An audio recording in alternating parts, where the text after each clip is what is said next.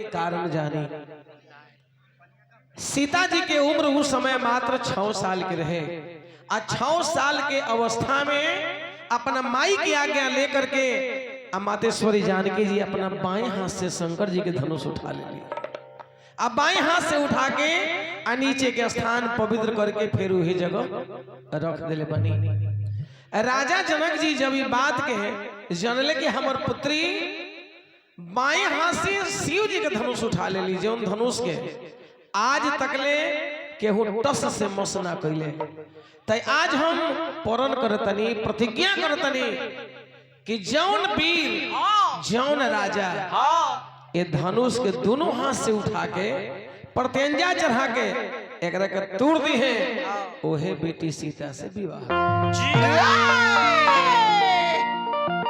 4 गो विवाह हो, जौना के पहला विवाह फुलवारी के प्रसंग पुष्पा जहाँ राम सीता के मधुर मिलन भइल हो। द्वितीय विवाह जौना के धनुष जग स्वयंवर हो, और वह के धनुष जग से हम कथा सुना रहल बनी। बबुआ रे ओजे रखा बाबू ओजे दादा कि सुनी ना सुनाई ले अरे हम मानस के कहानी,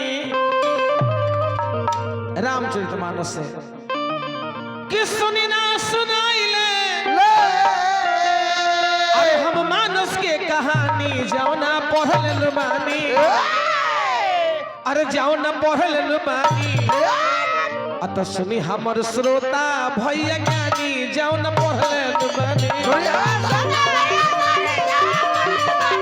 सुनी हमर श्रोता भैया ज्ञानी जाओ न पढ़ले बानी।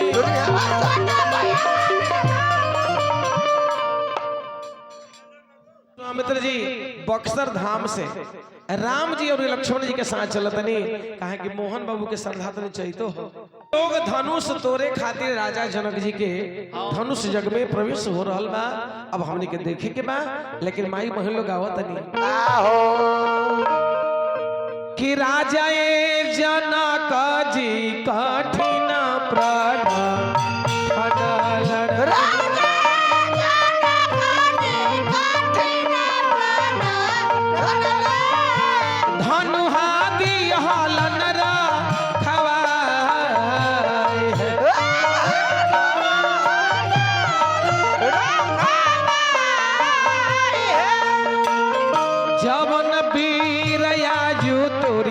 शिव के धनुहिया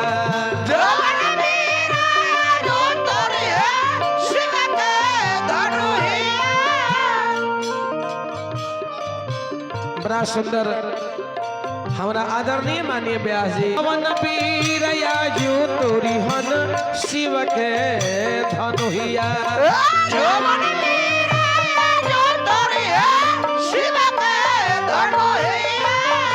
ओहे कोरी हन सिया से पीबा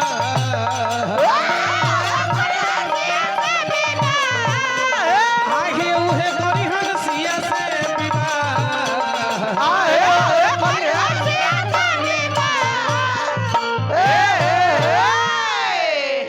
प्रथम विवाह फुलवारी प्रसंग के बाद बाबा विश्वामित्र जी राजा जनक जी के धनुष से यज्ञ में प्रवेश कैनी है।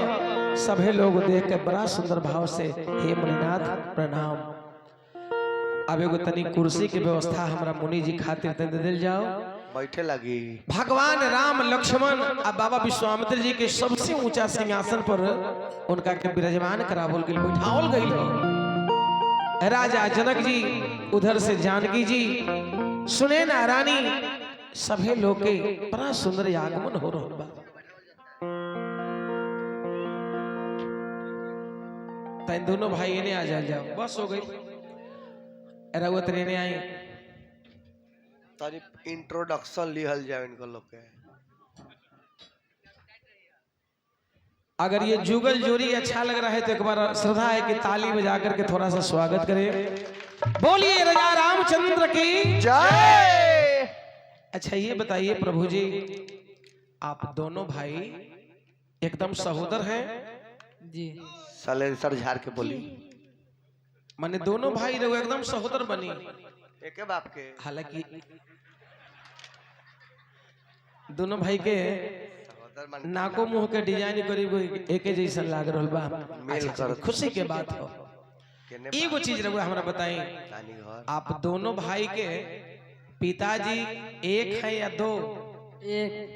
पिताजी एक है। अच्छा, रहुआ दोनों भाई के बीच में माताजी एक है या तीन? तीन। एक बार और ताली बजा दिया जाए। एक पर दूगो फ्री। बोले कि मेरे पिताजी एक हैं लेकिन माताजी तीन हैं। आहा, तो ऐसा कीजिए कि सब लोग को बताइए कि आपके पिताजी के बारे में। हमारे चाचा भी बैठे हैं और नाम तो जानना जरूरी है। आपके पिताजी का नाम क्या है? तारकेश्वर है। ई कहिया रामायण में ढूक गइले। अच्छा, अपने के पिताजी के नाम? श्री गजेंद्र है। तरह दोनों भाई कहने के हम एक बाबूजी के दोनों भाई हैं। अब ए जगह दूगो पप्पा और मम्मी तीन गो। अच्छा चाची, हमरा मालूम तो ना है तारकेश्वर बाबू के तीन गो बिया हैं। नो, एगो तो बर्दाश्त नहीं खे होते। नहीं नहीं, आप इसका मतलब कि आप सही चीज नहीं बता रहे ना। सही चीज वो बताएंगे। आई हमरा पृथ्वी बाबू के तरफ से बहुत बहुत रुपया पुरस्कार बा। एक रखे रहुआ। अच्छा, भगवान हो के रहुआ लोग रुपया लेम तो हमनी के का हुई। अच्छा रख ले, कोनो बात ना। आपके पिताजी हुए महाराज दशरथ जी। दशरथ जी के आप दोनों पुत्र हैं और आप राम और आप लक्ष्मण हैं। बोलिए राजा रामचंद्र की जय। अब श्रद्धा है कि माताजी के भी नाम सब लोग को सुना दीजिए। चंदेश्वर बाबू पिता नहीं, अब रात भर के लिए आपके पिता राजा दशरथ जी हैं, ठीक ना? चंदेश्वर बाबू,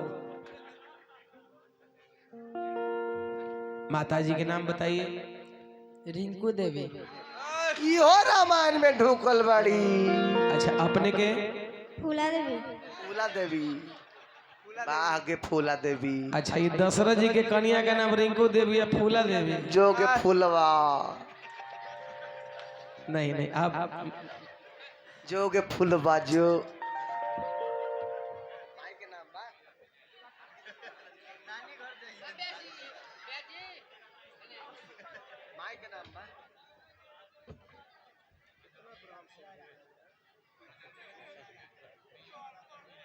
प्रभु जी अपने भक्त को ठगिए मत।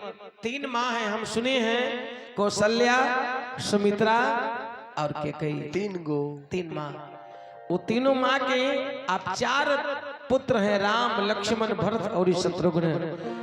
एक बार कस के जयकारा हो जाए। बोल दे राजा रामचंद्र की जय। कि कहाँ लगी कारिया नाम बड़ाई।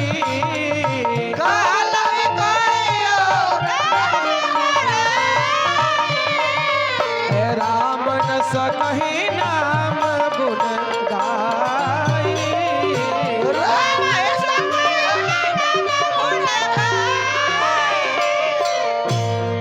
धीरे धीरे अपना गुरु जी के साथ है अब ऊंचा सिंहासन पर जाके विराजमान हो रहल बनी।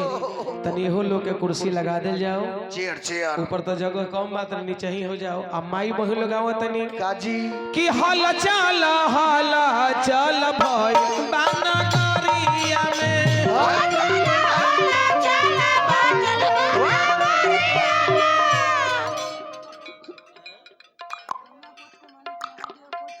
चल हला चल मचल बान करिया में। हल चला राजा जनक दरबार हो।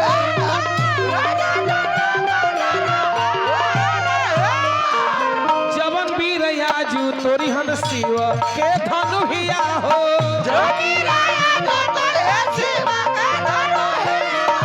जवन वीर आजू तोरी हन शिव के धनुहिया हो।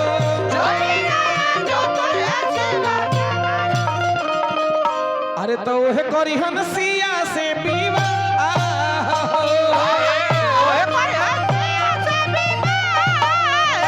आहे वह करी हन सिया से विवाह हो।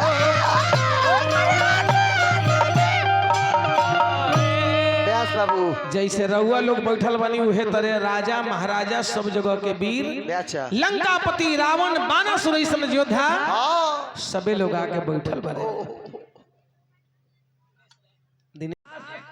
आ सरहोज मिल के आता ना निमन भोजन बनौनी आता ना सुंदर भोजन बनौनी आ खाना परोस के जब थारी बगल में मंगावल जाता तब मेहमान से कहल जाता कि मेहमान जी खाए जाओ तब मेहमान जी चूल्हा के ने ताकतनी चूल्हा के ने कहे ताकतनी हेलो हेलो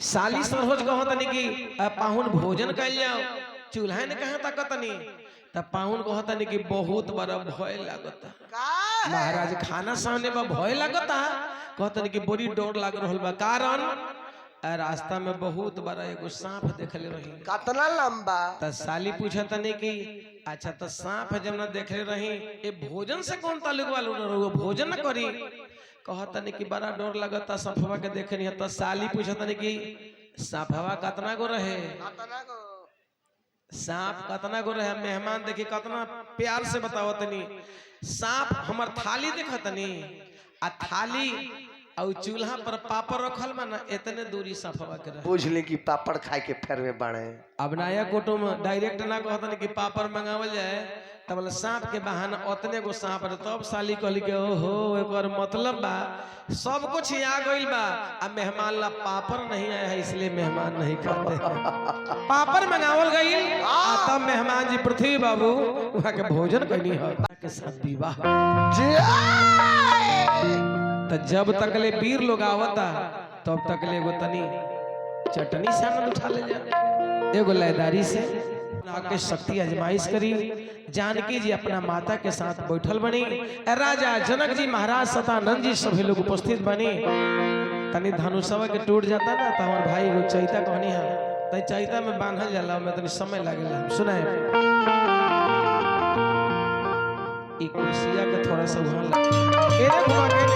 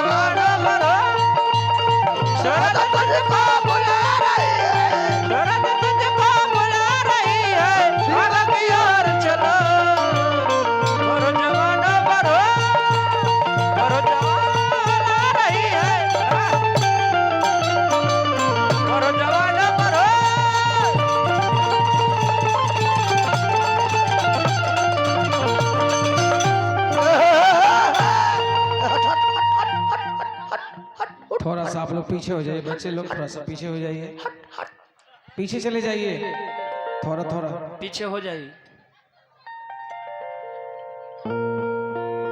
महाराज जी थोड़ा ऊपर आइए दूतला पो और बताइए कि आपका शुभ नाम आपका परिचय क्या है एक से एक राजा महाराजा सभी लोग के आगमन राजा जनक जी के यहाँ धनुष यज्ञ में सभी लोग जुटान भइल हो शुभ नाम आपका हमारा नाम ओए ओए बानासुर बहुत बड़ा शक्तिशाली वीर थे देखिए नामे सुन के वो वीर भागल जाता आओ जन भागे की जरूरी ना एने धनुषवा ओने आपके पिताजी का नाम राजा बलि यहाँ आप किस लिए आए हैं? धनुष तोड़ने के लिए आए हैं। धनुष तोड़ के विवाह करेंगे। विवाह करेंगे। मान के चलिए कि बात ठीक है, अगर टूट गया तो शादी करना ही पड़ेगा, क्योंकि प्रण है। कहीं आपसे धनुष नहीं टूटा तब केकरा से विवाह करेंगे? अब छोटका पहलवान के मौसी से रेडी। आइए थोड़ा भी आइए ऊपर आई ऊपर।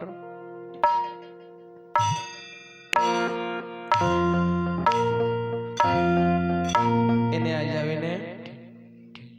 अच्छा महेश बाबू तने को ड्रेस देखल जाओ। इस जमान बुझाता कि बॉर्डर पर से राइफल फेंक के रात में भागल हो। एक तरफ फूल हो तो एक तरफ हाफे हो, एक तरफ साफे हो। आपका नाम क्या है? छोटे पहलवान। छोटे पहलवान।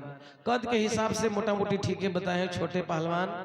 अच्छा प्यार से आपके गांव में लोग आपको क्या कहते हैं? रोजो। राजाओं, यानी कि राजा तो आप हैं ही, प्यार से लोग राजाओं कहते हैं। यस। राजाओं का पूरा पूरा मतलब क्या होता है? सब राजा के बाप।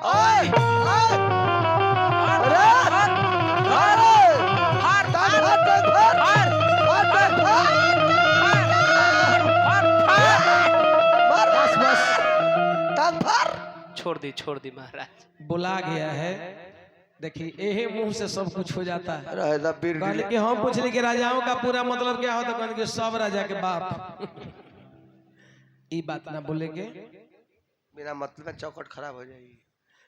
यहाँ किस लिए आए हैं? धनुष तोड़ने। और धनुष तोड़ के क्या करेंगे? विवाह। विवाह। टूटेगा तब ना, और नहीं टूटेगा तब केकरा से विवाह करेंगे? तोरा।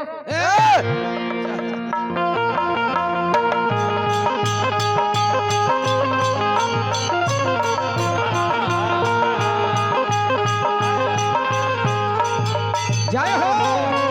जो काजल दिल करे तुम्हारी गाए, तेरी आज्ञा ना काजल दिल करे तुम्हारी गाए। हर पल पल पल पल याद तेरी तड़पाएंगे।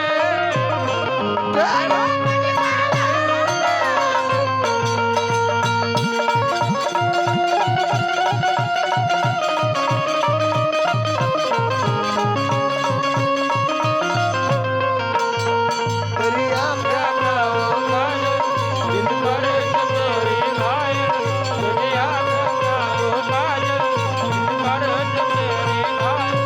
हर पल पल पल पल याद तेरे तड़पाएंगे।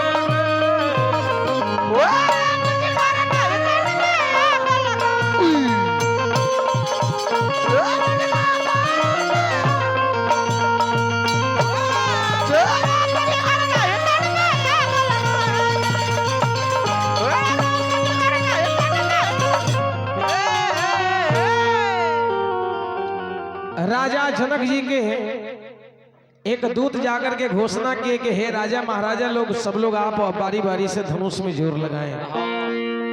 कान खोल के सुन लिया जाए कि जो आज वीर धनुष को तोड़ेंगे वही जानकी के साथ विवाह करेंगे। करेंगे। अब कोनो वीर सपाटा घींचे लागल, तो कोनो वीर हाथ बाह झाड़े लागल, कोनो राजा गुमाने टेर हो के बताई है तनी को धनुष पर इतना लोग के बुलावल जरूरी का रहे। ताई तो आज चलले है जोर लगावे,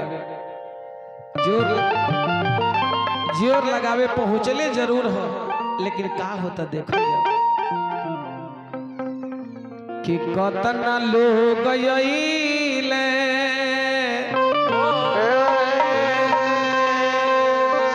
अरे गइले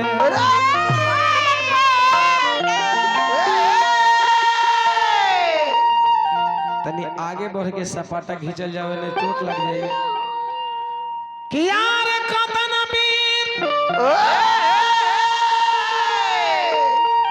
अरे ओइले रे गइले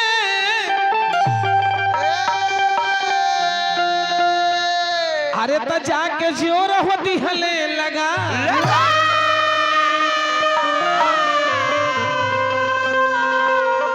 अरे केहू से नहीं लेला धनुहिया।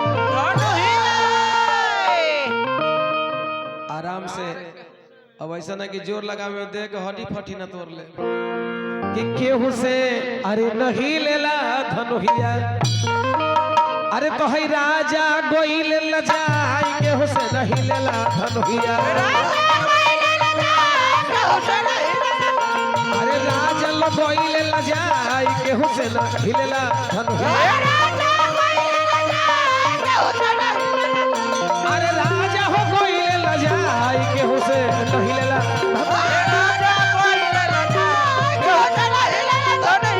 राजा गोइल लजाई केहू से नहीं लेला धनुहिया। पीर लोग गोइल लजाई केहू से नहीं लेला धनुहिया।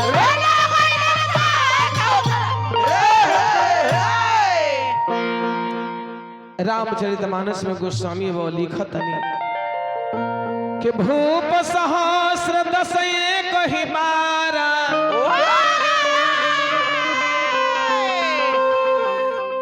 आई देखिए, देखल जाओ एकर मतलब कि वो समय अंदर से चचा जी द्वेष भावना रहे। देखिए वीर के एकर पराक्रम देखल जाओ। वो वीर ही चक्कर में बा कहीं जोर लगाई है कहीं तोड़ दी है तो विवाह होकर होई हम ऐसे घूम के चल जाए। हम हूँ। अच्छा देखिए अब जगह तकदीर में होई ओकरे ना होई। भूप सहस्र दस एक ही बारा लगे उठावन तरई नटारा। नैका फोन में हमरो रख लो बाबा के भी देख। श्री हमरा रोशन सहनी जी मुजफ्फरपुर से आयल बनी 51 रुपया देनी है। पूरा सहनी परिवार के अभिनंदन बंदन करें।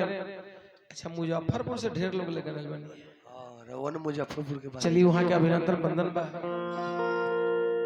लगे उठावन तरई नटारा डगई न शंभु श्रास कैसे कामी बचन सती मनु जैसे। 10,000 राजा बारी बारी से जोर लगा के हार गईले। धनुष टस से मसना भई। राजा जनक जी महाराज बड़ा चिंता में पड़ गए कि अब बुझाता कि इतना लोग जोर लगौले हार गईले। ऐसा तो ना हो कि कहीं हमर जानकी बेटी कुमारी तो ना रह जी। एगो बढ़ा देवे के मन में विचार राजा करे लगले कि यदि हम जानती पर नहीं करती।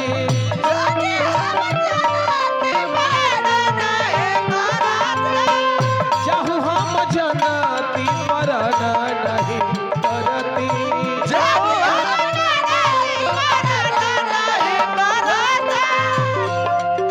भले सिया रोहितन कुमार हो।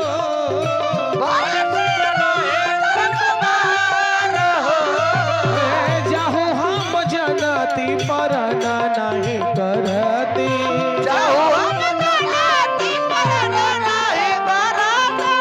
सिया बेटी रही हन कुमार हो।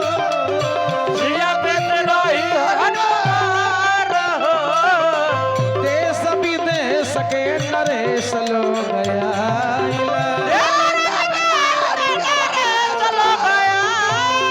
केहू से न टूटेला बिना कहो।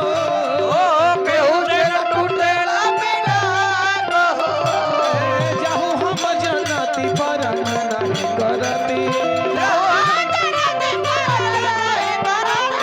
जाहू हम जनती पर नहीं करती।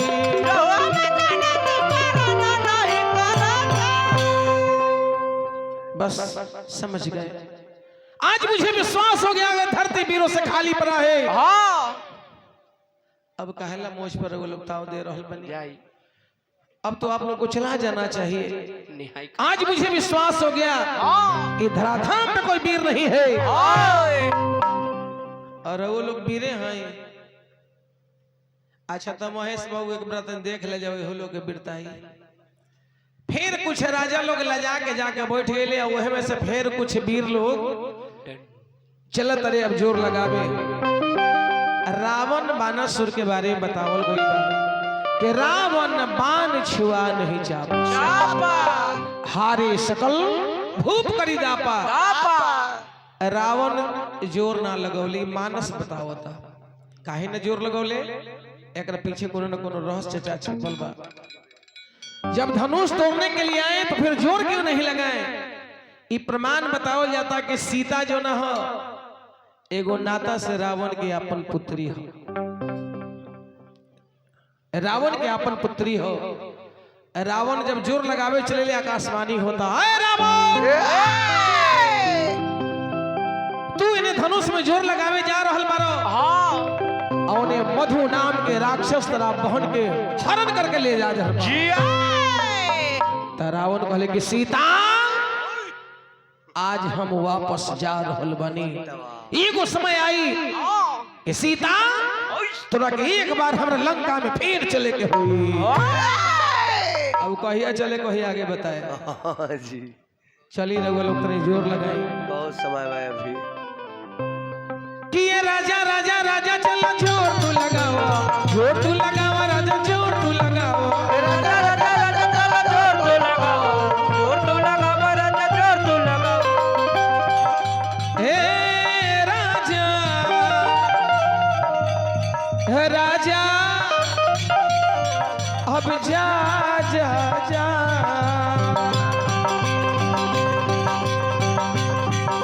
ये राजा राजा राजा चलो जोर तू लगाओ, जोर तू लगावा राजा जोर तू लगावा। राजा राजा राजा चलो जोर तू लगाओ, जोर तू लगाओ राजा जोर तू लगाओ। कि अरे धांडुहा के तोर के राजा नुहा के तोर के राजा अरे शादी करी है जगह चक चक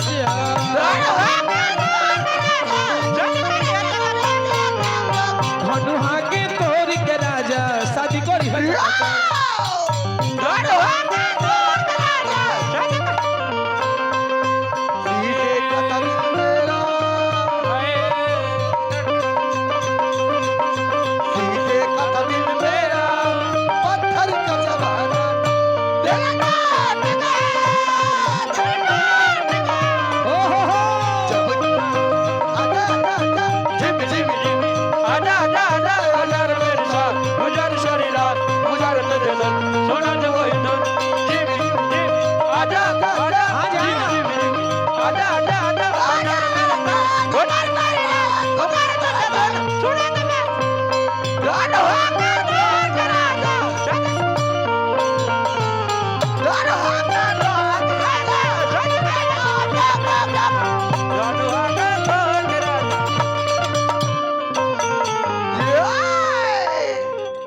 जाय दी लाज के मारे भागल जा रहल बा। सब तो भाग गए खाली उहे बचल बड़े। सब लोग चले गए आप भी चले जाइए। बिना चटनी खाले जाई हैं। जनक जी महाराज अपने जानकी पुत्री के तरफ वहां के देख रहल बानी तब मने मने बड़ी चिंता में पड़ गई। सुने ना रानी सीता जी के माई उन्हें बिलख बिलख के रो रहल बानी कि हे स्वामीनाथ अरुआ ऐसा काहे प्रतिज्ञा कर ले। आज बुझाता कि अपने जानकी बेटी आजीवन कुमारी रह जी है, विवाह बुझाता कि अब ना हो। सबके सब वीर लोग हार के जा रहे। अब यहाँ के तनी देखल जाओ, ई वीर के तनी पराक्रम देखल जाओ, हो सकता है। चलिए महाराज आए जाओ, जोर लगाओ जाओ। दंड बैठ के मारो।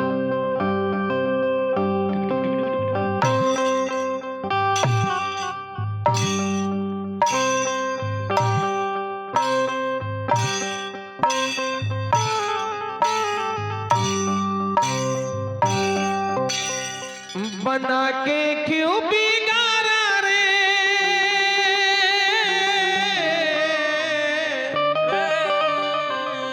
अरे बना के क्यों बिगाड़ा रे नसीबा ऊपर वाले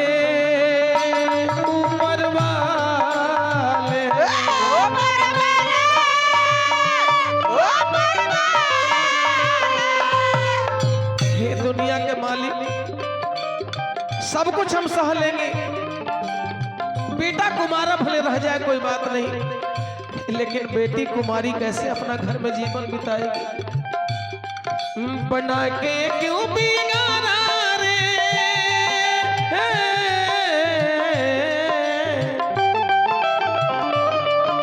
बना के क्यों बिगाड़ा रे, बिगाड़ा रे नसीबा। ऊपर वाले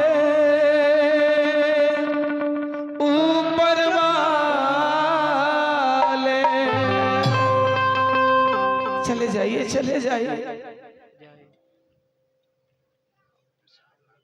हो सकेला कहीं और लोग से ना टूटल बा, कहीं इनका से टूट जाई। आ जाओ, जोर लगाओ।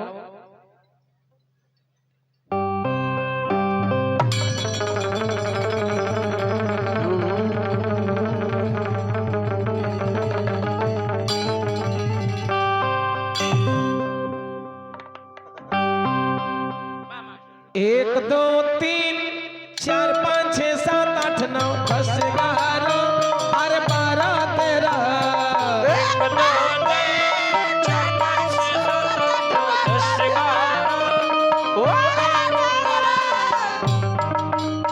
अरे वीर गए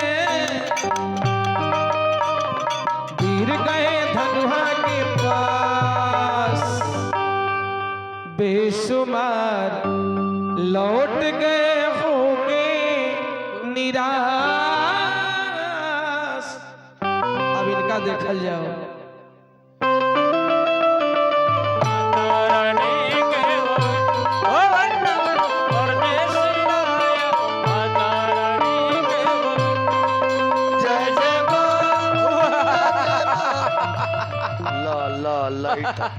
इतना पाइटे खोल ले। अभी ये खाली बचल रहे, बिना हगीज के आयल बने। जय महाराज। अभी ये खाली बचल रहे। जय जा सबा घिना दला हट भाग जयबा जल्दी। ई वीर प्रयास भी कइले त बेचारा के धोती के लंगोटा खुल गई। जयबा की लाइट बुताई। अब जनिको माखे भटमानी, वीर विहीन मही मन जानी। जानी कि जान गोइनी की दुनिया में कौन वीर नहीं, कि तजहुआ निज निज गृह जाहू,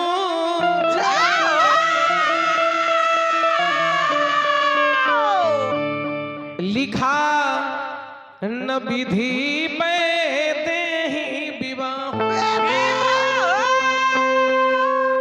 चले जाइए। ये वचन जब लक्ष्मण जी सुनली, अपने भैया के बगल में बैठे थे, मिल जाए तो मैं ब्रह्मांड उठा सकता हूँ।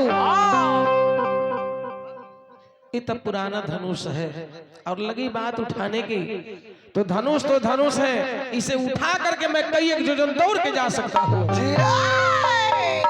इन्हें आ जाओ, तनी आ जाओ। लक्ष्मण देवरवा पुष्पा दूध कट्टू ननु हती। अरे वो दूध कट्टू ननु है ने। पहले ही सामान रखवा दी, एक के 47 रखवा दी पहले।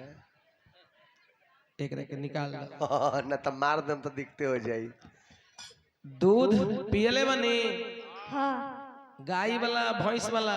गाय वाला। माँ गाय वाला। अब भैंस वाला? कहियो कहियो। I my dog. माने भैंस वाला कहियो कहियो, आ गाय वाला परमानेंट। अच्छा एक घड़ी डिब्बा वाला दूध चलेला, डिब्बा वाला शनिचर एतवार के। ओहो। हाफ बेला छुट्टी समय में। अच्छा अब रउए लोग विचार करें, गाय के दूध रोज चलल बिया, अब भैंस वाला कहियो कहियो, आ डिब्बा वाला दूध जो है एतवार शनिवार के। एक मतलब कि स्टॉक में कमी हो गया है। अच्छा माई वाला दूध सेंटर पर जाइत रहेगी। चाय बन गइल बा। माई वाला दूध उठाने लागल त ना रहे। खीर बन गइल बा। यहाँ से खातिर कहने लिखल उखल ना। तो एगो काम करी, कम से कम रहुआ शेषा अवतार लक्ष्मण के ऐसा सीना टाइट करके दिखाई। एक बार इन बच्चे के लिए थोड़ा ताली आप लोग बजा दीजिए। दाहिना हाथ कौन बा? दाहिना हाथ और के झाड़ी तो कसके और बायां हाथ के झाड़ी तो बाखो खचा। एक बार और ताली कम से कम बजा दीजिए। अब दाहिना पैर को झाड़िए तो अब बायां पैर के। अच्छा ये बताइए कि आप जनाना है कि मर्दाना है? मर्दाना। और जोर से क्या है? मर्दाना। और जोर से तनी कस के ताली बजा दे जाओ।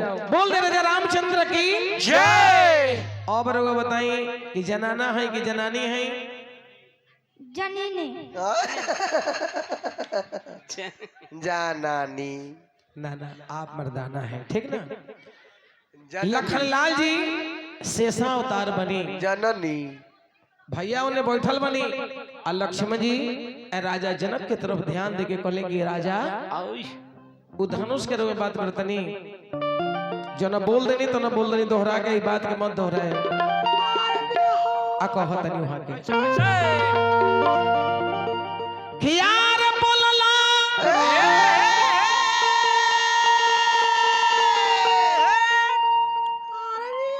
से बोलला राजा अरे अब जान बोली हो त राजा जी ई का कहला ई रउआ का कहतनी कि धरती बीर से बिहुन बा राजा जी का कहला अरे नाही जनला भैया के वीरताई, भैया के भी आज्ञा मिल जाए, गुरुदेव के भी आदेश मिल जाए तब बर बर पर्वत पहाड़ हो कुम्हार के एगो कच्चा घारा के ऐसा दबोच के ओकरा के फोड़ सकेले। ई तरह वो धनुष के बात करो तनी भगवान उठा सकते हैं राजा ई का कहला अरे तना ही जनला अब भैया के अरे वीरताई राजा जी होइगा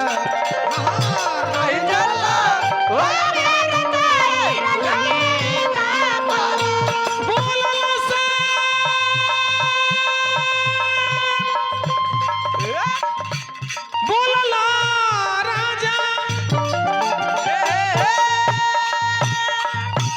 बोलला से बोलला राजा अब जान बोली हो राजा ई का कहला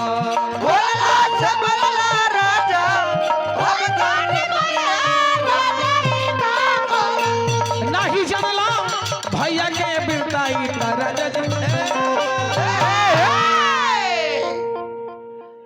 लक्ष्मण जी ये कचाड़न बाबूजी आंख के लाल को के जब लगले कहे तब बाबा विश्वामित्र जी घर भरा गईनी उनकर धड़कन बढ़े लगल कि ऐसा ना होए जे बड़का भाई बैठले रही तो छोटके ना काम फाइनल कर दस। मर्यादा पुरुषोत्तम राम जी अपना लक्ष्मण के इशारा करके अपना बगल में बुला ले बनी कि ना लक्ष्मण गुरु जी के जब तक ले आदेश ना मिली हमने के ना कुछ कर सके जा तब बाकी भैया समय से पहले अब भाग से ज्यादा क्योंकि कुछ ना मिलल ना कबो भेटाई आ न कबो मिले वाला हो। ऐसे समय मुहूर्त बाबा विश्वामित्र जी देख लेनी कहली कि राम अब रउआ विलम्ब मत करी हे राम। अच्छा उन्नचक मानी श्री हमरा नागेंद्र बाबू भगवान के शोभा रउआ बढ़ोले बनी 21 रुपए देके भगवान लाखों लाख से शोभा बढ़ी है यह परमात्मा से निवेदन करें।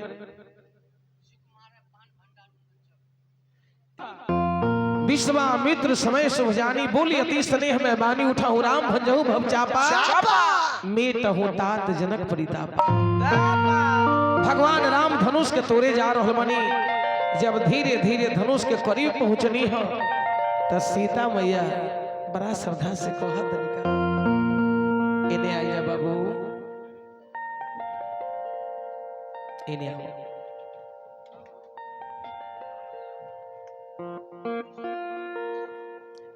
बियाह के खरकटल न है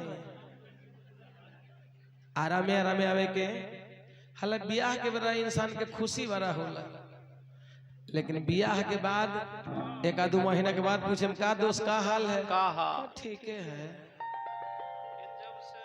अपन बिहार एक दूगो चीज में पिछल काहे बा, हमर बिहार पिछल बा। लोगवा का कही, लोगवा का कही। एथी कही विवाह के दिन एक लाइन से 50 गो बलोरो बा, 50 गो कौन दिन?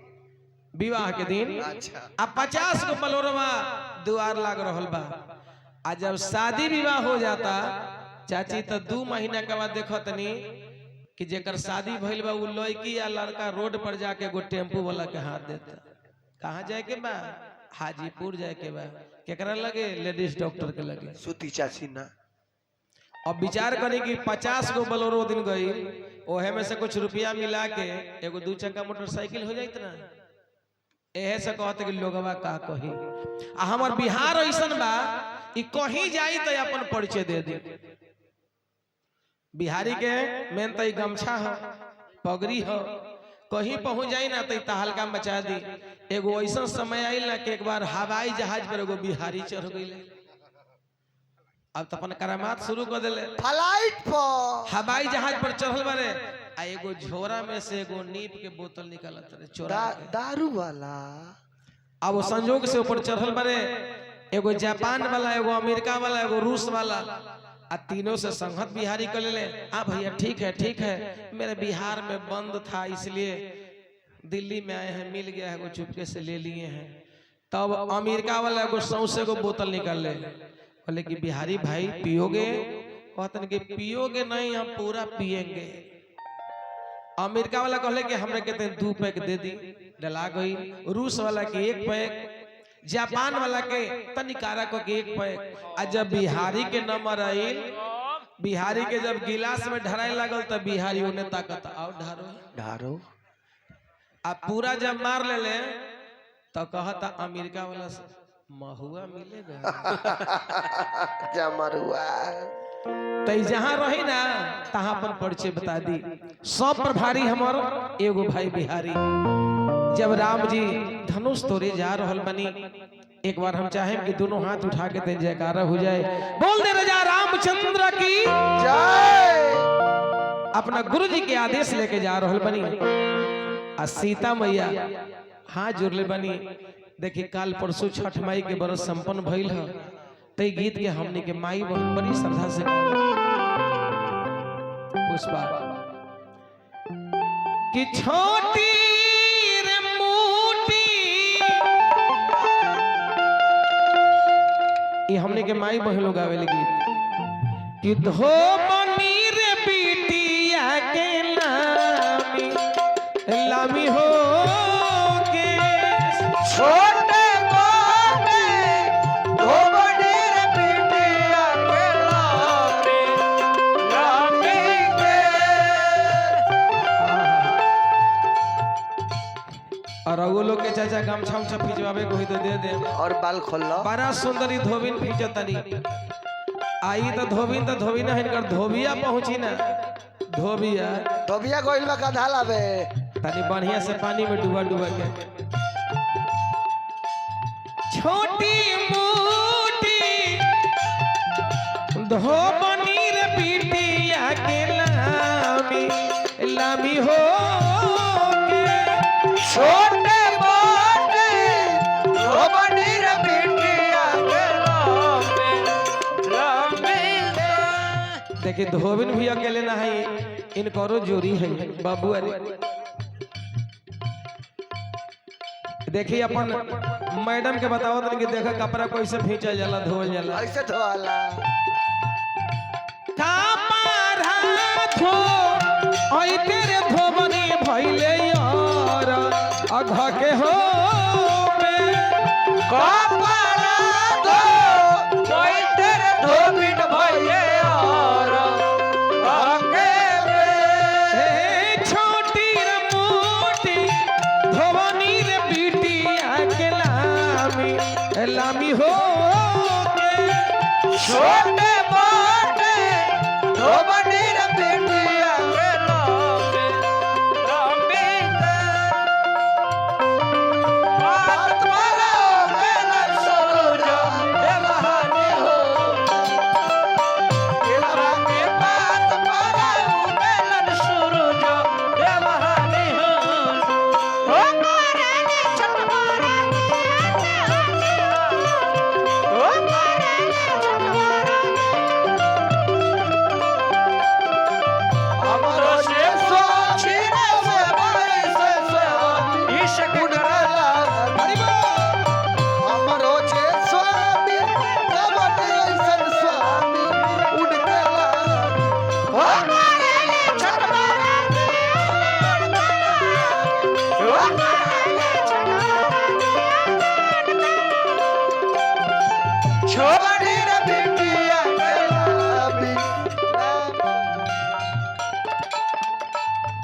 सीता मैया हाथ जोड़ ले बानी आ सभी देवी देवता से प्रार्थना करतनी हे गणेश बाबा ये धनुष के एकदम हल्का रुआ कर दे गौरी के लौना ये बाबा हो पूजाना करी तो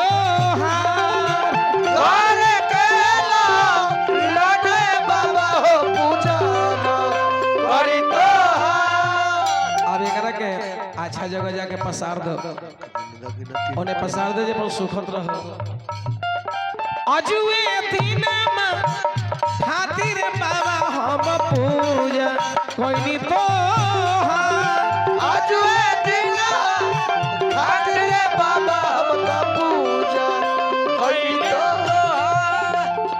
तनी घूम घूम के आवे के हो मानिए हमर श्री तारकेश्वर बाबू बड़ा सुंदर मौका चयन करिए भगवान धनुष तोड़े जा रहल बनी ई धनुष जग के शोभा हमर तारकेश्वर बाबू बढ़ौले बनी भगवान रउआ के शोभा रही परमात्मा से प्रार्थना बा अजुए दीनमा खातिर देवता हम पूजा कोई तो अजुए दीना खातिर बाबा पूजा कोई तो एक गांव के काली माई के न ध्यान लगावे के हाथ उठा रोवेली सी ताहो बेटी नैना ढारी हो लो रोवेली सी ताहो बेटी नैना ढारी हो लो आंसुआ पो छैते भीजलया चा अरग हो आंसुआ पो छैते भीजलया जनमे के दुखिया ये बाबा हमरो बाबू नमाई हो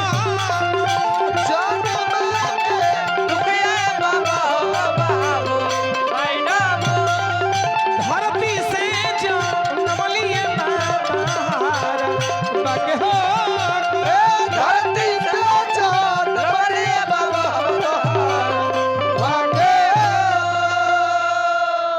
सारा देवी देवता के प्रणाम कइनी धरती माता के प्रणाम कइनी के मालिक है आ उ वीर लोग के तो देखबे कइनी हां कोनो के ढेका खुलल बा त कोनो के पूरा पैंटे नीचे हो गइल बा आज जो संसार के मालिक है वो सारा जगत को प्रणाम करके आशीर्वाद मांगते हैं आ दोनों हाथ से धनुष के उठावत नहीं कि गुरु ही प्रणाम मन ही मन कीन्हा अयति लाघ उठाई धनु लीना एक बार ताली तो हो जाए आप लोगों की तरफ से अपलेटर भैया थोड़ा सा और उठा लिया जाए थोड़ा सा और जब धनुष को तोड़ेंगे तो हमारी माँ बहन भैया चाचा चाची सब लोग ताली बजाइएगा जब तोड़ेंगे तो हेलो हेलो हेलो बड़ा परिश्रम करनी हमारा मोहन बाबू अरे वो लोग के दर्शन करावे में ये भगवान के बड़ी कृपा है अहाँ अपना भाई के भी बहुत बहुत धन्यवाद दें हनुमान जी से प्रार्थना करें कि हमरा यह तरह श्रद्धा से हर साल भाई जग करी है सुंदर सुंदर कलाकार के बुला के आई है तरह आनंद ही आनंद सब लोग के दियो अब तक कूद के भगवान राम धनुष तो उठा लिए हैं अच्छा न्योता करी हो भगवान लाखों लाख से न्योता करी है हमेशा मंगल में मंगल हो मास्टर श्री राम जी धनुष को तोड़ते नहीं सोच रहे क्या किया जाए हालांकि मानस में बतावल गई कि कब उठाएं कब प्रत्यंजा चढ़ाएं और कब तोड़े कोई देखा कोई नहीं देखा